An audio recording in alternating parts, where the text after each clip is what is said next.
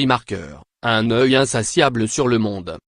Pour pénétrer dans les 7 vies d'un cinéaste, l'exposition et la rétrospective de tous ces films que la Cinémathèque consacre à l'auteur de La Jetée du 3 mai au 29 juillet, il faut passer par un corridor sur les murs duquel sont posées d'immenses photographies d'un intérieur parisien, prises par l'américaine Adam Bartow en 2007. C'est le studio du 20e arrondissement dans lequel crie Marqueur, cinéaste, c'est vrai, mais aussi écrivain, photographe, plasticien, musicien, a passé les dernières années de sa vie, jusqu'à sa mort, le 29 juillet 2012, à 91 ans.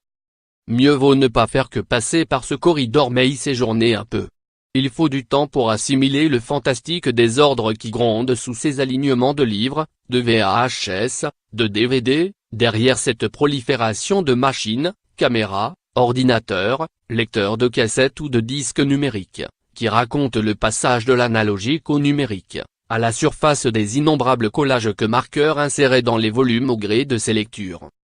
Ces images sont un présage de ce qui va suivre. Aussi judicieux qu'aient été les choix des 3 commissaires de l'exposition, Raymond Bellour, Jean-Michel Frodon et Christine Van Hache, aussi chronologique que soit l'enchaînement des 7 espaces qui la composent, il faudra trouver soi-même son chemin dans une œuvre à la si vaste étendue, de la Sibérie à la Guinée-Bissau, d'Aubervilliers à Tokyo, sur des terrains si différents, du Super 8 à la toile, de l'imprimé au CD-ROM, qu'elle paraît recouvrir toute l'époque qu'il a vu naître.